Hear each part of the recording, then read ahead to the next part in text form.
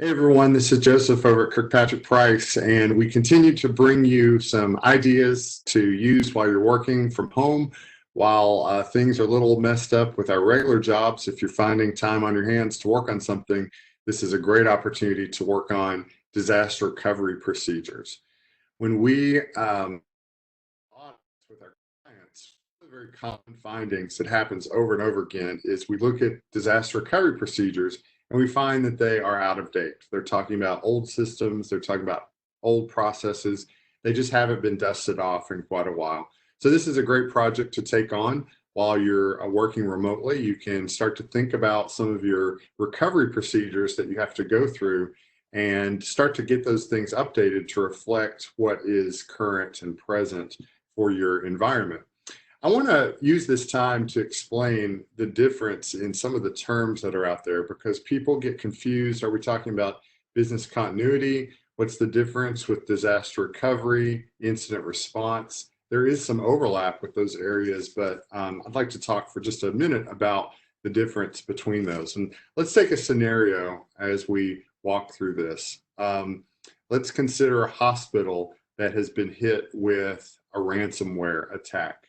Somebody has clicked on a link and the ransomware has been activated. It's found a shared drive and it has encrypted all the files. It's encrypted all the applications and the access to the computers and the network. It's a flat network, and so it's propagated through the whole environment, and the staff realizes that they cannot use their system any longer.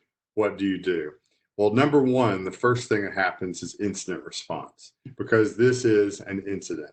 So whether it's a ransomware attack or it's a hacker or it's an environmental event or it's the loss of a key employee, that's an incident. And that is the most rapid response that you want to have to a situation. And you want to have an incident response plan that helps you identify when you are having an incident, and it helps you follow some steps to contain the incident and start to eradicate the things that have occurred during this incident. So that's a very fast response. You have an incident response plan to guide you through how to get authorities involved and how your personnel are going to act when you're going through an incident. So let's say that you're the victim of that ransomware attack. Your hospital, you have to continue to serve patients. You have to continue to support your employees. And so the things that you do to maintain operations are your business continuity plan. So that's the BCP. And so you have to think about continuing operations. That's what the BCP is. Under this less than ideal circumstance, how do we continue our day-to-day work? I heard a story of a hospital that lost all of their files during a ransomware attack. All of their systems were crippled. Nothing worked except for some computers that they had on a guest network. But thankfully, an employee had the foresight and the maybe paranoia to have some binders on a shelf that had paper copies of all their forms and materials that they needed to run their hospital. And so their business continuity plan ended up being using those manual forms and using staff who couldn't do their regular jobs in accounting and finance and other areas like that to carry the manual files, the paper files between departments and between floors. And so that was their business continuity plan, because they were continuing operations under the less than ideal circumstances after the incident happened. But now let's say after a couple of weeks, you've responded to this incident, you've continued to operate in this emergency situation. And so now you've gotten to the recovery phase. It's time to recover. That's when your disaster recovery procedures come into play. And so that is all about how you recover from an incident. You put your systems back to normal. And so what are those procedures?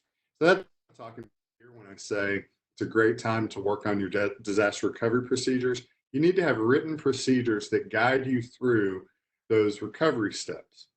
Why? Well, if you think about the scenario that I just laid out, your IT personnel are going to be very busy with dealing with some of the higher level issues after an attack like that. They're going to be dealing with networking issues.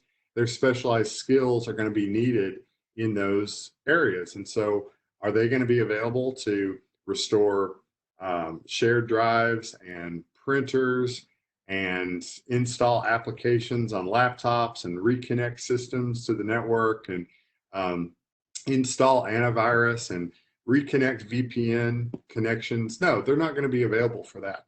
So you want to use the people that you have, the resources that you have, and you want to be able to hand them well-written procedures so that they can follow them step by step and help the organization recover from the incident that caused this in the first place. And so that's what you have to think about when you're writing your procedures. If I wasn't here, what steps need to be in this document in order to share with someone who can follow it 1, 2, 3, and get the system recovered? We're going to have to restore files from our backup. We're going to have to follow some steps to make that happen. And so can a non-IT person follow those steps? That's really the type of shape that you want your procedures to be in. So we've provided you some examples. We've provided you some templates. We have some links to some training. But ultimately, if you want help looking at your procedures and how to make them real world and current and really effective so that you can recover from an incident or a disaster of some type as fast as possible, please give us a call here at Kirkpatrick Price. We would love to help you with that.